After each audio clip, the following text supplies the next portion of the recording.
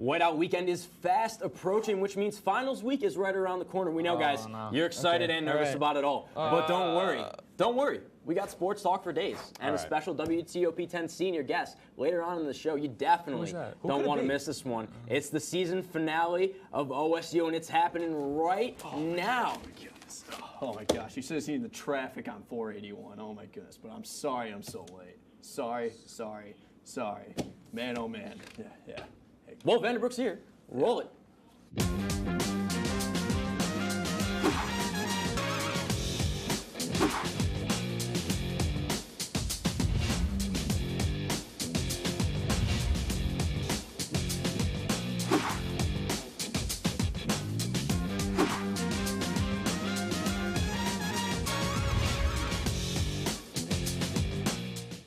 Good evening, ladies and gentlemen, and welcome back to the season finale of season 18 of Oswego Sports Update. Boys, don't cry. It's okay. I know it's sad, but we'll be back in a few months, I promise. It's a long time. I'm your host, James Gattato, joined by the usuals, Bo Drake Deason, Mike Morano, and how you guys doing today? I'm doing very good, James. How you doing? Pretty good, Mike. Whiteout weekend. I'm ready. You guys excited for Whiteout weekend? I'm excited. Well, I guess let's hop right into it then. After already securing a win over a top 5 team in Division III, the Lakers hockey team looked to up the ante when they traveled to take on the number 2 team in the country and conference rival Geneseo. Although the defense was on point, on fleek, with goaltender David Richer recording the season-high 31 saves, the offense couldn't carry the load, going scoreless for the first time all season. Geneseo capitalized on Oswego's goalless woes and scored 1 goal in each of the 3 periods, giving them the 3-0 win over the Lakers. And after this tough loss, the men look to rewrite history when they take on Potsdam and Plattsburgh for their annual Whiteout weekend. Both teams give Oswego a run for their money, to say the least, every outing, as the Lakers have only gotten 1 win from either team in the past 3 years. Boys, let's talk about Whiteout weekend. We know it's a rough going for the Lakers when they play Potsdam and Plattsburgh. Yeah, and not only is it anxious for us to watch, it's anxious for the players. So you got to understand that they know just as much as that they haven't won. And I think they're going to obviously just have that on their heads. And I think this may be the year. I think. You think it's the year? It may be. It's been said. It depends how good they start off the game. I agree. I think that this year shows a lot more promise than we've seen in past years. I mean, that's not to say that last year we were rolling into it not confident, but we did come off a couple of losses moving more towards Whiteout weekend. But the other thing to think about is that this Whiteout weekend is so much earlier in the season than most of the other seasons. And that may or not be a good thing. It may or may not be a good thing. It may or may not have allowed more time for meshing or different times to try different lines or things of that nature. But I do think that this year holds a little bit more promise than we're used to seeing. Well, regardless of the year, Oswego has a lot of strengths and a lot of weaknesses, and we're going to touch on these right now. And guys, let's play it right here. We'll start with the strengths, and they're playing Hobart, and they're a team that likes to get messy in front of the net. And as you see, the rebound goal, Aaron Huffnagel is able to scoop it up right away, and you're going to see it in the next highlight there as Michael Gillespie is able to suck the defense in. And pause it right here. Michael Gillespie is able to suck the defense in. You see the Brockport defense up here is starting to suck into the center of the ice, which leaves Tanner Spink. Everybody keep your eyes on Tanner Spink right here. All right, pick it up again. And pause it right here.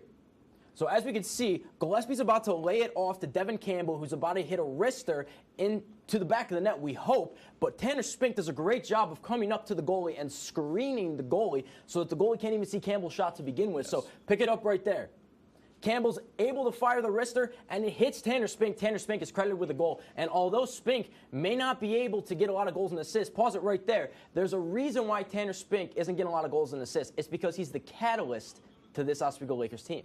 Yeah, and what you said, they're doing a really good job of getting secondhand chances in front of the net. They're able to find that scramble, keep the goalie guessing, and just, keep that play alive, because Hobart or either one of these teams they've played, they can easily just clear the puck, but they're not given the opportunity to do so. Yeah, I think that one of the things that we've seen from this team that's different from recent years is that it's much more crash the goalie oriented.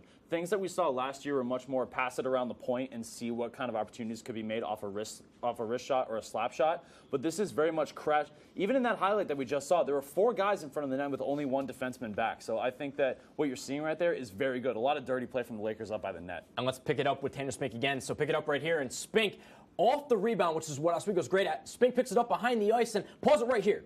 As you see, Spink finds Travis Broman with a beautiful pass. Broman does a great job of slipping the defenseman and pick it up right here. This is why Broman has 8 points on the season, 4 goals, 4 assists. For the freshman, he's absolutely lighting it up. There's a reason why he's getting compared to some Oswego greats. And guys, Broman having a great year. Yeah, I completely agree. And I think that, one of the things that, not just Broman, but if we go back to Spink for a second here, 2 highlights we played already in 2 very important games. Spink has had his name all over them. So that's something that you have to look at immediately. But on the same time, as a freshman, Travis Broman is completely doing an amazing job. A lot of times freshmen can come in and they can do well. They'll have a goal, they'll have a couple assists, they'll have a couple points on the season. But this kid's coming in and he's just firing on all cylinders. He's not waiting for anybody. He's coming in and he's finishing those off. And that's the thing that's important about it. You mentioned the 4 goals and 4 assists. The finishing the goals is the thing that people are going to look at the most, but the operation of an offense is something that's also really important from a freshman. Yeah. And going back to what Mr. Bowden Drake Deese have said, not only was that important. You said last year they kind of were just kind of like goals, see what happens, make plays. Not only have they added, I feel like they've added on top of that. They've kind of had a way to balance the two instead of it's like, oh, we didn't get the goal, try our luck, pass it around, try again. They're just kind of keeping the pressure on. I think that was a good move there for the Lakers. Yeah, I would agree, and I think that I never meant to mean that they got away from all that. I think they just added another element of aggressiveness that they might have been missing last year. Well, with a lot of strengths, good points, by the way. With a lot of strengths come a couple of weaknesses. So let's pick it up right here. And as you can see, Aaron Huffnagel, pause it right here. Aaron Huffnagel was about to try to get it out of the back and start a counterattacking opportunity, but in most situations you see, and this is where the inexperience comes in and the lack of ice time that Huffnagel has had due to injury comes into play, because a lot of players are going to take that behind the net, and the goaltender is going to know that he's safe because they're taking it behind the net, and then they're going to start a counterattacking play from there. But Huffnagel took it right to the side of David Richer, hurting his vision a little bit and not knowing exactly where the puck is. So pick it up from here. And they do a great job. An SC top 10 pass from Brockport leads straight away to the goal when Richer had no clue that it was coming. Pause it right here. Richer had no clue that shot was coming, guys. Yeah, and it was just a mistake, and it was just a bad mistake. And it's just gonna happen as the season goes on. But since we put so much point on this is just because since they're playing Plattsburgh, they have no opportunity to make these kind of decisions of recent years of how we've been playing Plattsburgh. It's been either 1-0 or just low-scoring games. So I think Oswego needs to do a job of just limiting, the bad mistakes that they have, which comes with playing. Yeah, that was one of the things that I'm watching that highlight and I'm kind of critical of. I'm going to point a little bit more at Richer, though, because one of the things is that, the puck went behind the net, but it was only there for a second. And on top of the fact that when you look at that play, when Richer positioned himself when that shot came back out, because he saw it leave his side of the net, he was in the center of the net. He wasn't still hugging the post. He should have definitely been still hugging the post at that point. Well, the last thing we're going to check on is that, speaking of Richer, pick it up from here. Speaking of Richer getting a little bit in his head, you see Hobart, number 5 team in the nation at the time, pause it right there. They were able to go on a counterattack. It bounces off of Richer's pads. He does a poor job of deflecting the puck, goes straight off of the pads, and then Hobart's able to clean that one up. But I want to look at the offense right here, because you see Jody Sullivan getting ready for a counterattacking opportunity as soon as Hobart starts their counterattack itself. So you see that Oswego is willing to get that counterattacking play in, but sometimes it hurts them. Yeah, and coming back from this replay, Hobart just seemed to speed past everybody. Yeah. Oswego couldn't adjust quickly enough. Well, they had numbers. They were on a 4-on-2. Exactly, and they just couldn't, and they couldn't just readjust to that, and left Richer kind of just hanging there. And Richer did a poor job, but just getting the puck and just kind of trying to move it away as quickly as possible. Yeah, I would agree with that. I think we've seen Richer in certain shootout situations where it's not technically a shootout, but he's on his own with a player coming at him, and he's been very good in that situation. But he's got to do a better job freezing the puck. We can't be letting off those shots against Plattsburgh or Potsdam. And it's not just we've seen it with Cedric Hansen along with David Richer, but that's something very critical, something that if they want to be able to beat Plattsburgh and Potsdam, they're going to have to fix. That's not a little thing. That's a big thing that has to get fixed. And again, they're both relatively young, but we'll see. It's going to be very exciting, and make sure you get those tickets as soon as you can, because they're going to sell out fast. If they're not sold out already, this game's going to be on Friday and Saturday at 7 p.m., both of them. Potsdam on Friday and Plattsburgh on Saturday. And when we come back, hit the switch up. It's not Talk of the Town for the last episode of OSU. We're debating on the best games and stories from all around the nation. It's Talk of the Nation after we get back. Stay tuned. You're watching OSU.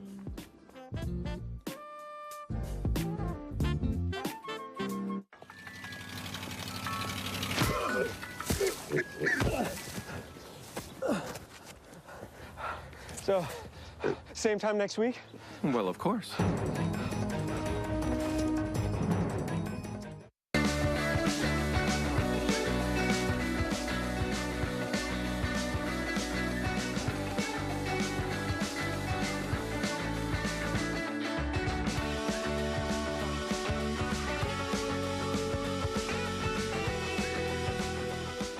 Got your personal references, high school diploma or equivalent?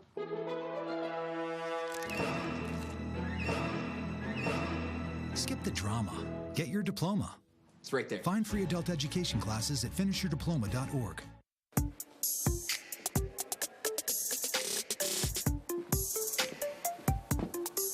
How do we afford all this?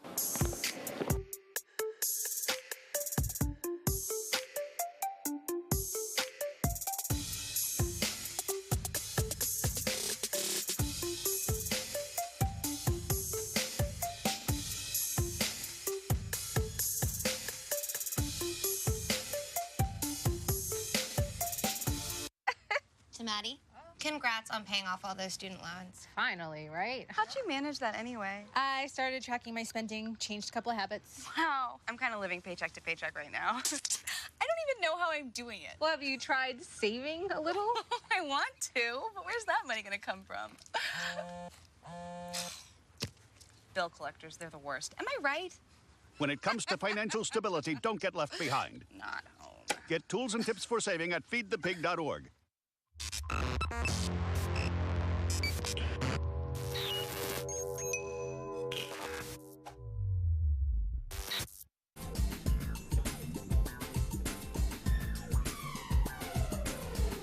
Welcome back to OSU. Some would call it one of the best heavyweight bouts of the past decade, maybe even ever, that led to a classic draw. Others have stated that it was a terrible decision. Regardless, Tyson Fury versus Deontay Wilder was everything we expected it would be and more. Two great boxers, well, maybe one great boxer and another puncher, going the distance with a vicious right hand from the Bronze Bomber Wilder that quite possibly saved him from losing that fight. They have a rematch clause on their fight contracts, and it's expected that we could see that rematch in the near future. Bo, we'll start with you. Do you agree with this decision? Yes, I completely agree with this decision, and it's for one or two sort of simple reasons. Both fighters were saved in some form or fashion in this fight, and I'm going to say very clearly that Tyson Fury outclassed and outboxed Deontay Wilder. I don't think that's up for debate. I don't think that's up for debate. It's if you know anything about, I don't even think you need to know anything about boxing. Totally agree. To just watch that fight. And, well, okay. So, yeah, we're going to get to that. The fact that Deontay Wilder was outclassed in that fight. However, they don't call him the Bronze Bomber for no reason. So he knocked Tyson Fury down twice. And this is where I think that Tyson Fury was saved. I think Tyson Fury was saved by a referee.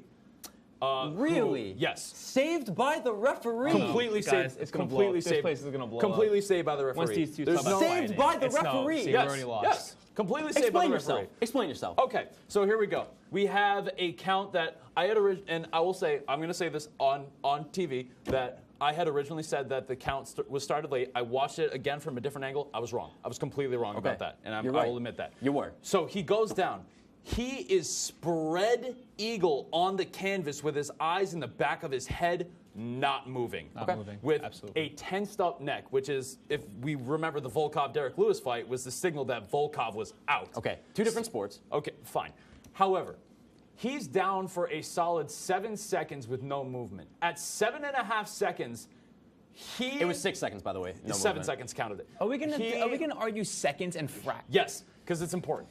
He just came up like the Undertaker and literally was one of the yes, exactly, the greatest boxing stand-up I've ever seen in my entire life, without debate. However, the way he was laying down and the signals that he was giving off were, this man cannot continue to fight at the time before he had stood up. So as a referee, if you look at him like that, that's a knockout. Can I speak now? Please. There's a reason why I'm 19 and losing my hair, and it's because of you two, okay? I would like to start off by saying that this was a great fight, all right? That was just unnecessary. Deontay Wilder And Deontay Wilder had a great showing, and Tyson Fury outboxed Deontay Wilder. That is no question about it. I don't know, regardless of the amount of knockdowns, first of all, there's a 10 count for a reason, but regardless of the amount of knockdowns that he could have knocked him down 4 times in that fight. The fact of the matter is that Deontay Wilder landed 17% of his punches. I don't think you could fight. Okay. 17% of his punches in that entire fight. Okay. That is 23% less than the clip that he normally lands at. Tyson Fury made him look like an amateur boxer, and I think that's the reason why the referee allowed that 10 count to happen, because Tyson was dominating that fight. Hey, can I get a little minute? Sure. I feel like I have to just involve myself. Me and Bo were watching some tape while you were away, and I was going to agree with you on this one, but that's just no fun. That's no fun agreeing with James. So we were watching, what was it? There's a reason why I'm 20, he's 19, and we have both of our hair. I'm going gray, though, and that's because of him. And yeah, that's fair. You two live together. We watched, was the Canelo, who else fight? The Canelo Amir Khan fight. It's 2 different fights. Time out. 2 different fights. Chill. It's 2 different fights. Sit down. Go. So, oh my God, who took that of you? Oh, look at you go. Skip Bayless. That is Skip Bayless, by the way. It is Skip Bayless. But like you saw him, he got knocked down. 10 seconds. 10 seconds did not go, and they ruled it. They ruled it out. When they gave Fury, he had his head up and then hit back on the canvas, and then that was it. They didn't. He wasn't moving, and then they called the fight. So I feel like they maybe should have done the same with Fury if you're going to go off of that fight. I will tell you the reason why, and then we have to move on to the next topic, is that Tyson Fury, the journey that this man has had in the past 2 years, losing 400 pounds and being on the verge of suicide, and then coming back and having 2 tune-up fights against guys that he had absolutely dominated, to then jumping to probably one of the better heavyweights we've seen in a couple of decades, because the heavyweight division has been down. I think it's fair to say that Tyson Fury, with that comeback story, there was a reason why the referee. Maybe there's all I'm saying, maybe there's a reason behind it, but it should not have happened. However, at any rate, I would credit Tyson Fury with that win.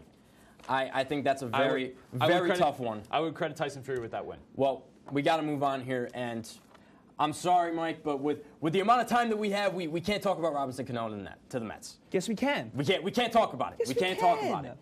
I think that was a great. He was prepared. Moving to the diamond, we'll talk about it quick. Starting to spread the news, Robbie Cano is back in New York, but he's not on the Yankees. He's with the Mets. Uh-oh. And Edwin Diaz and Robinson Cano in a package deal to the New York Mets. What do you think about it? Okay, well, first of all, I don't know why you're looking at me with this whole Mets story. I think you're completely profiling me, because how do you know about why are you looking at me? I feel like you're just kind of just basing all of your news and make me carry you for all the Mets stories, apparently. But if we're going to go off it, I guess I'm going to have to. Do I like the trade? Absolutely not. And I'll get to that in a second.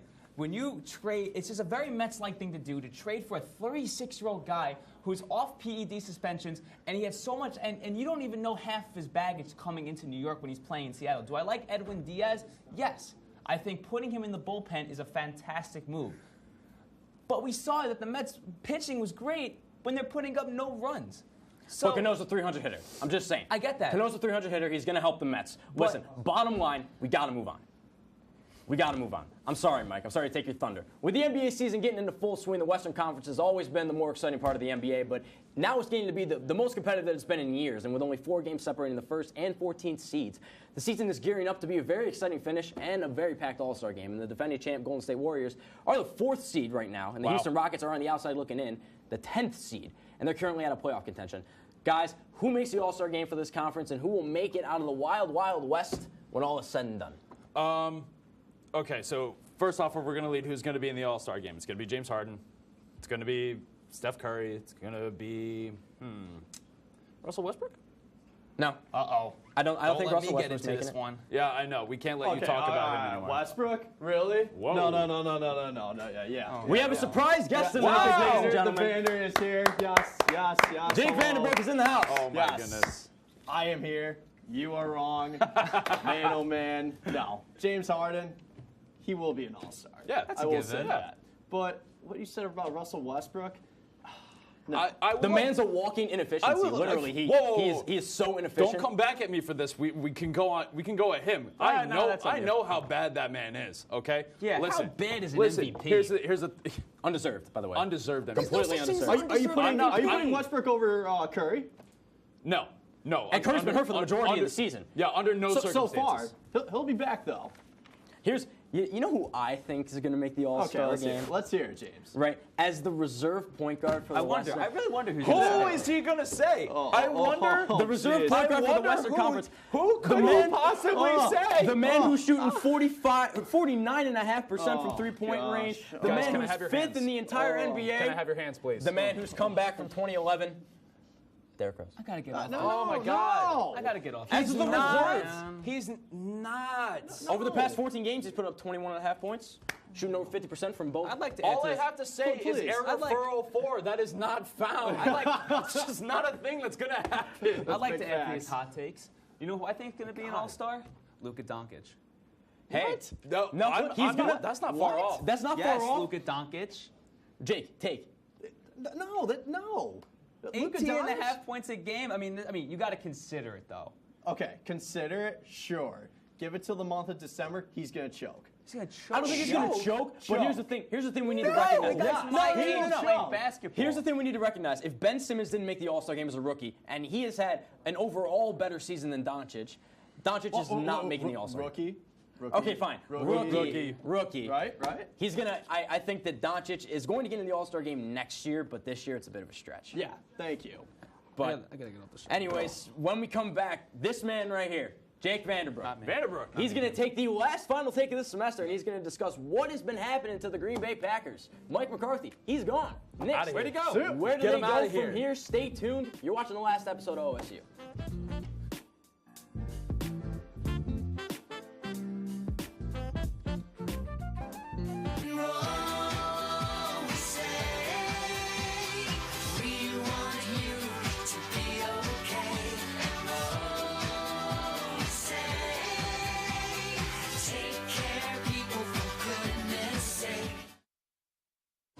Hey guys, when we're not doing the real deal, what do you like to do in your free time?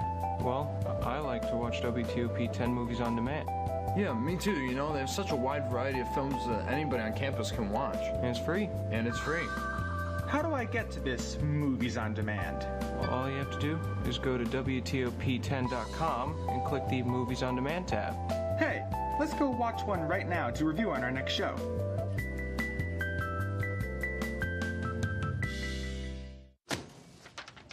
Hey, Hard, what's this? That's my resignation letter. You're resigning. Why? Because you're constantly ignoring me. You're half as active as you used to be, and you eat stuff like this. You've been putting me under a lot of pressure lately. That's why I'm ready to quit. I forgot. I'll do better. Please, don't quit on me. Okay, but remember, it's not what you say, it's what you do.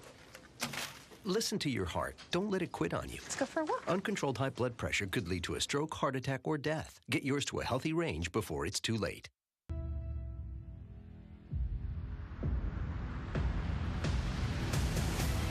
5 seconds potentially right off the draw. And oh my, Lawson, just a little bit.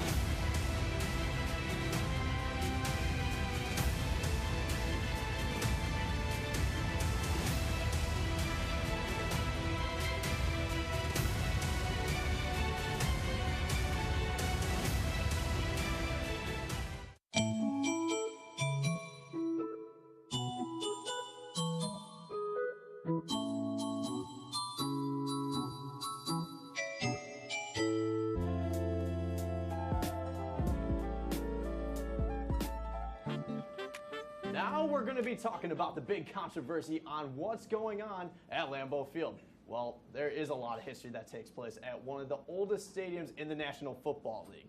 You got to go all the way back with Vince Lombardi winning the first 2 Super Bowls with Hall of Fame quarterback Bart Starr.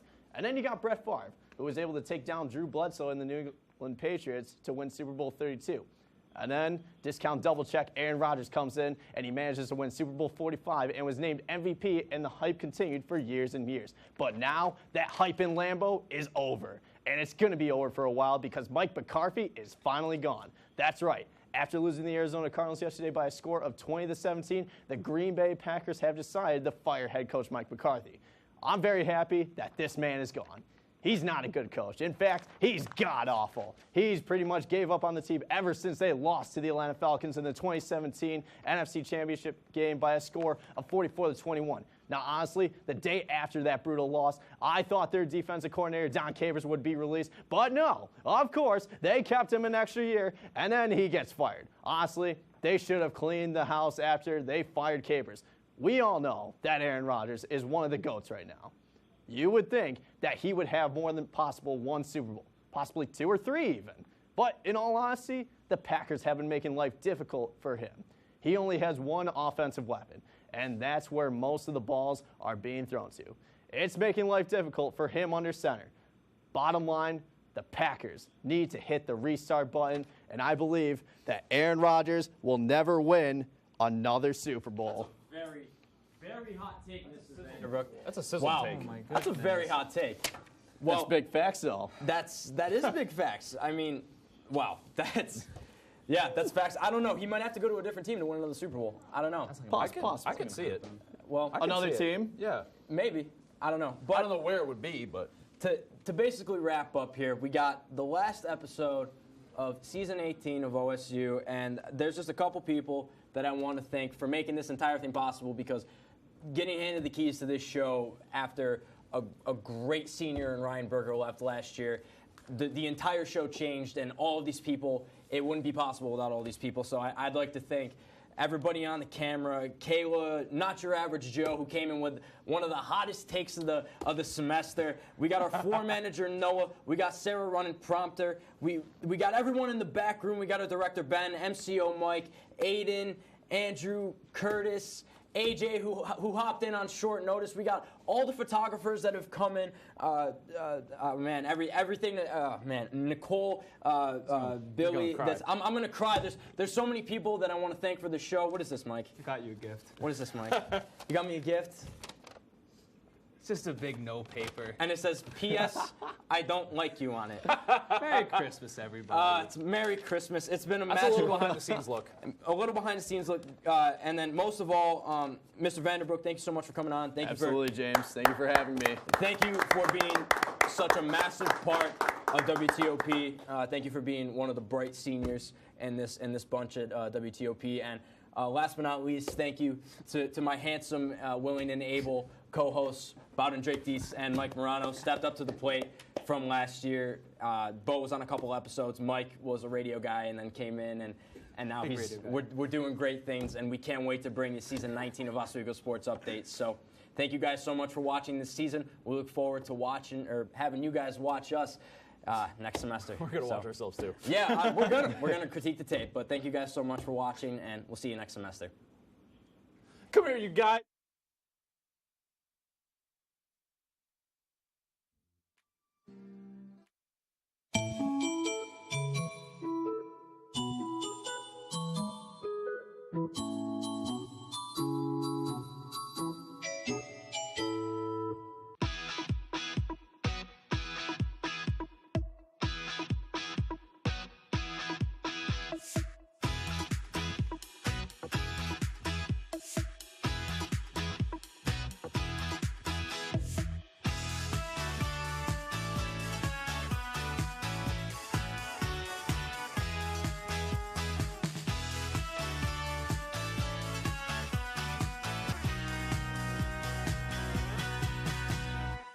When you are in space, you can't run down to the store to buy parts. You have to improvise with what you have on your mission.